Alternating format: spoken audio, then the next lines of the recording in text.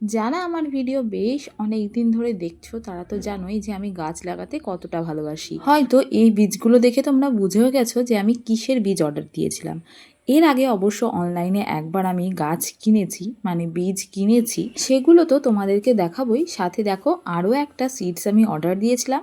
তো এগুলো হচ্ছে লোটাসের সিডস। তো সিডসগুলো দেখতে অতটাও ভালো লাগছে না, মানে কোয়ালিটিটা অতটা ভালো মনে হচ্ছে না।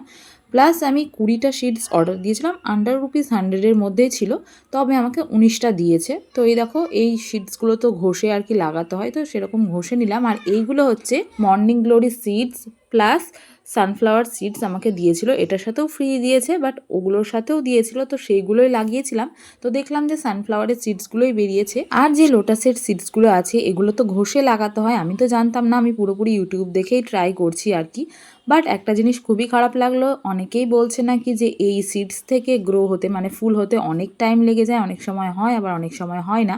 তো দেখা যাক আমার কপালে কি আছে, ফুল আদৌ ফোটে কি ফোটে না। তো এই পদ্মের বীজগুলো আমি ঘষে জলে রেখে দিয়েছিলাম আর একদিন পর পর চেঞ্জ করেছি। তো অনেক কটা বীজই আর কি ভেসে উঠছিল। তো অনেক ভিডিওতেই দেখলাম যে যেই বীজগুলো আর কি জলের ওপরে ভেসে ওঠে সেগুলো নাকি ভালো না। তো সেগুলোই আমি ঘষে ঘষেও দিচ্ছিলাম। তো দেখলাম যে উপরের খোসাগুলো আর কি খুলে যাচ্ছে, মানে ঘষা যাচ্ছে। আর এটা থেকেও কিন্তু গাছ বেরিয়েছিল।